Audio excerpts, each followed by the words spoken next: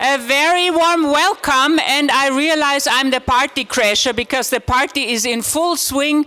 So first of all, happy Women's Day to all the women in here.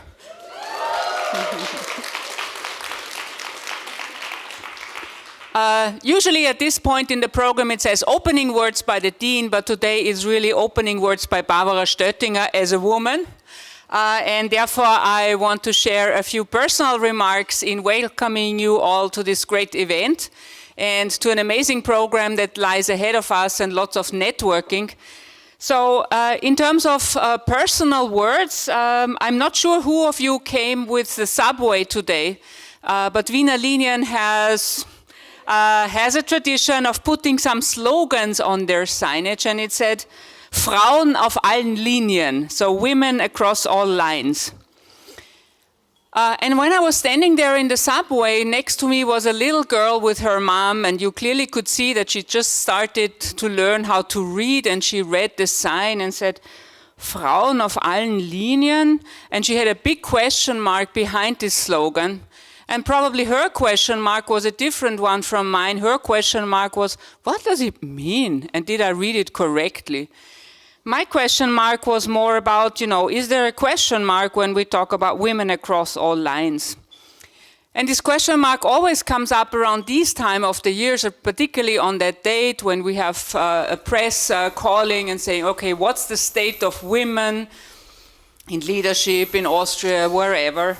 And every year, we look at the same statistics on gender equality and gender pay gap, and you ask yourself, putting a question mark behind it, are things changing? And I would say, of course, yeah. And even if I look from a personal perspective into my lifetime, yeah, when I grew up in the early 70s, my mom would still have to ask my dad if she was allowed to work, or if she would be able to get a passport. And we're talking about Austria in the 1970s. My dad was a different type of person, so she did not have to ask him in order to go to work or get a passport, but legally she would have. So have things changed? Of course. In my active professional life, things have changed as well. In Austria, we have now a law saying that 30% of all women or of all people on or all participants in supervisory boards have to be women. Yeah, the token women, they call us in that case. Anyway, there is a quota, and we see more women on supervisory boards. We see DEI, diversity, equity, and inclusion, being big time on the agenda of companies. That was not an issue 5 or 10 years ago. Martina is running a successful business on equal pay. Martina. Would you have thought that this was on the agenda 10 years ago? No. Yeah, so things do change. So, of course, there is an exclamation mark about women across all lines. On a personal note, I always celebrate this day with big gratefulness to the women on whose shoulder we're standing today. It was due to a very, very courageous woman in Austria, Johanna Donal, and those who are my generation know her. She is an iconic fighter for female rights, and she made it possible that not only my mom didn't have to ask her husband for a passport or for being able to work, but so many other things that she pushed through, and that was really hard. I'm grateful to all the men in my life, first and foremost my husband, who has taught me to dream big and still is encouraging me to that day. To my son, who teaches me how to take life easy, chilly as he calls it. And I still have to get used to that.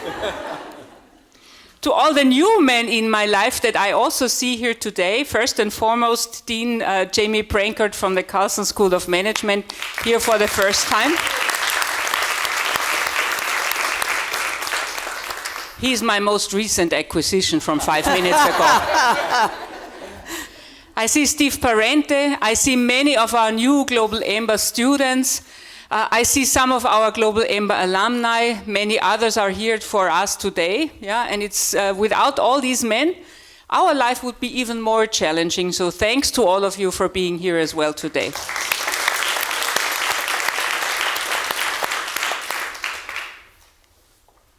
I said gratefulness, and now it's getting really personal, to all of the women in this room, to the Female Leaders Network, because you are my sanctuary. You are where I can be who I am, the way who I am, and the way with all the challenges I have, with all the emotions I have, talking about important stuff, talking about less important stuff like makeup, earrings, scarves, that you never outgrow, fortunately.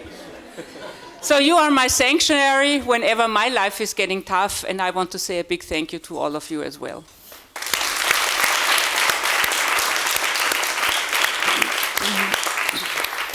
And last but not least, whenever I travel to different countries, I am really grateful for being born at the right place on this earth. I think we have a great luxury of thinking about quotas in supervisory boards, women's rights, equal pay. There are so many women on this planet who happen to be born at the wrong place of the earth, starting at a very different stage in their lives, in their fights. So I'm very grateful for that as well. So let's come to today. Again, grateful and big thanks at this point to Heidi Aichinger, where is she, for sharing her amazing story. You all know Heidi from her great work at Forbes, and we truly appreciate for supporting our causes all the way. To Rita Jakusch and to Hypo Niederösterreich, because they are sponsoring the Female Leaders Network and supporting it money-wise for 2024. So thanks a lot.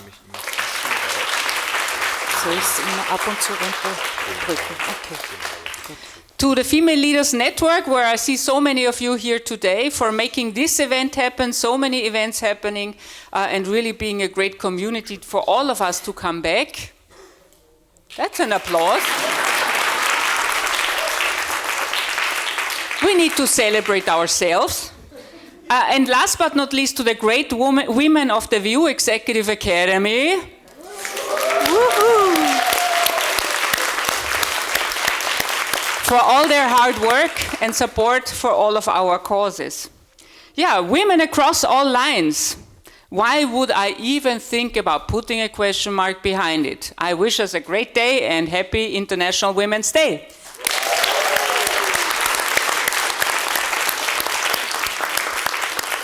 Heidi, we're looking forward to hearing from you. Thank you very much, Barbara.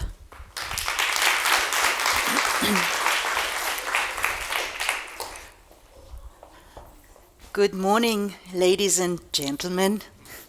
Quite exceptional on such an event. Before I begin, I want to apologize to the native speakers. My English is not perfect and sometimes it's worse, so I might be asking for one or the other vocabulary. I'm sorry for that beforehand. I'm Heidi Aichinger. I'm the publisher of Forbes, that you all know from the States, for Austria and Switzerland. I do this publication since already 7 years. Last week we had a company celebration and I was invited from Viola and Katharina, I don't know where you are, give a whistle, oh here, to give this short entry speech for your special day today. I feel very honored to do this. I immediately said yes.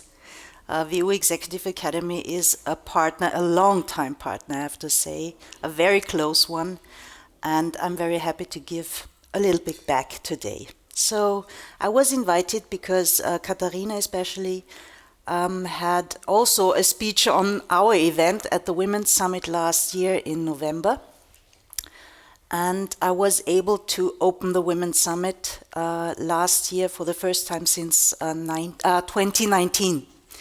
It was in March where I did it the last time, 2019. And how do I put it? It was like, there were many years beforehand where I struggled with my business and what I did, because being a regular journalist, I didn't know what it meant to be also an entrepreneur and a publisher. So tough times lying behind me, interesting times lying before me.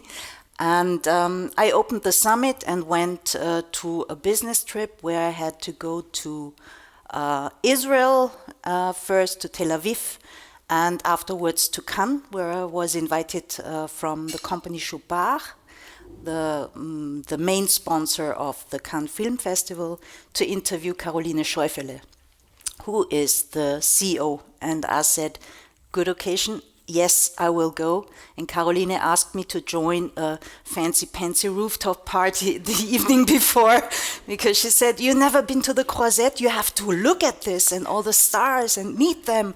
We do a party on a rooftop in some super hotel. So I went. I got out of my hotel and saw the crowd cheering and saying, "Wah!" and some kind of guy standing beside me and said, "What is it?" And he said, "It's Leo." So I was, they were presenting a movie, and I stayed at the same hotel, so I went to this party, and I took the pictures of the stars. I had the opportunity to briefly talk to Colin Firth, who is... Yes, I mean, I had the feeling that my career's just peaked. So I took a picture of him and his back then still wife, and I suddenly noticed that I fainted. So I couldn't see on the right side, and I fainted, and there was some guy just catching me. And I thought, okay, I had a real fan moment, a fangirl moment. And I was very lucky to be at this party, because they immediately called the doctors and they rushed me to the hospital, where I was lying with 100 other guys. The hospital in France is not quite funny, so we are very lucky to be in Austria, to be honest. And I said, I can go back to the party, I have to, because, Colin's there. And he said, no, madame, you won't go anywhere. I said, okay, why? And he said, you had a stroke. And I said, no way. I could speak French, I was able to think, in my opinion. And he said, no, madame, you had a stroke, you stay here and we bring your stuff. So I was 1 week in Cannes at the hospital, where I was paralyzed. Half my body didn't work, or didn't do what didn't do what I wanted him to do. And I worked my way back, to say so. I was, after a week in Cannes, I flew back to Austria, where I had the best treatments I could get, the best medical staff, best friends, best family, my daughter. I always get emotional. My ex-partner moved in. That was quite strange, I have to say. But to share a flat again with him, it was tough, but it was quite necessary, and it was extremely, extremely good for all of us, I have to say, because we learned a lot. I really thought a long time why it had come so far just to break down. And I came to this point where I had to admit that I wasn't able to say no. I didn't listen to my body. It was talking to me all the time, I have to say. I had a headache like weeks. I was stressed out, I was smoking, I was partying. I'm a single mom, so I had to do everything. Raise my kid, look at my company, have my staff coached and everything, but I didn't listen to myself. So these were the consequences I had to take. And I have to say, it's also the good part of having a stroke in my place, is that I was forced to do nothing. and I was forced to think about what I've done wrong to come so far, how I treated myself. And this is where I'm standing here, to tell you to take care of yourself, because we all know how difficult it is sometimes to be an entrepreneur and to do a good job. And on the other hand, how important it is to be yourself and to give yourself a voice and to listen to yourself and your body, your emotions. And and since a lot of you, especially Katharina, will have a kind of a déjà vu, I thought I'll add a little bit. That might be important also to say at International Women's Day. I come from a family, also from Japan. My mom's from Japan. And my dad's from Austria. And especially, it has been a process looking back on my ancestors, because this was quite important to me, my mom and her family. So my grandmother was born, my Japanese grandmother was born 1900. And this was quite an important century in Japan, because it went from being imperial to being a democratic country, let's say it so, a very patriarchal system. And they were 4 sisters. And my mom is the youngest one. She was born in 1942. All my other aunts already sadly passed away, but they were born from 1923 to 1942. And they were all not married because they were too highly educated. So in Japan, a good wife had to be kind of educated, but not too educated. And she wasn't allowed to step into the shadows of her husband. So all my aunts, my oldest aunt was an opera singer, and she studied in Vienna in the 1950s, 60s around. And she had a love of her life, and she wasn't allowed to marry this man. But she decided to pursue a career because she thought by herself, this is the thing that makes her happy, and to provide to other people and to provide to other women. And they were all empowered and encouraged by their mom, by my grandmother, who was also quite an exceptional woman, I have to say, but this may be in another speech. And my mom, I grew up with always my mom in hearing and talking to me and saying to me, don't you ever dare to give up your job. Try to stay independent. Do not the same mistake as my mom was a pianist, I have to say. She was a concert pianist and a professor at university in Tokyo back then. And she said, I either be a professional piano player or it's called Musikschule, a musical school for children. She didn't want to be this. She wanted to be a professor. So she decided to give up her job and just be a mom and supporting my dad. They led a very international life, I have to say. So there was a lot to do. And she always told me, don't you ever give up your job. You can have children, you can live your life, but you have to work throughout your life in order to be independent. So, and I think this is the good one, the good thing I did. I was always independent. I never was dependent on any man, not my family, not anyone. Financially, I have to say. Emotionally, very, very, very much, but financially. And this was also, I think, one of the causes what drew me to being ill at the end of the day, to have this stroke in 2019, because I couldn't let go. So what I try to say to you in a very complicated way is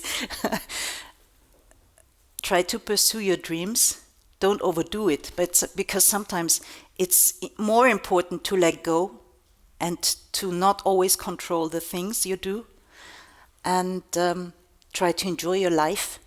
try to be happy about what you've achieved every day, and spread the joy. Really share your story. Every one of us has a story to tell. And I think the more you share it, the more comes back, and the more and the stronger is the empowerment you in your community, also in ours, and our communities like overlapping. And this is really, I think the International Women's Day is one day where you really can cherish those moments, your friendships, your partners, your connections, your business connections, that what you've learned, your alma mater. It's important. The older I get, the better I know. Believe me, it's true. So, and having said this, I just want to close and wish all of you a very, very happy, interesting International Women's Day. And thanks again for inviting me.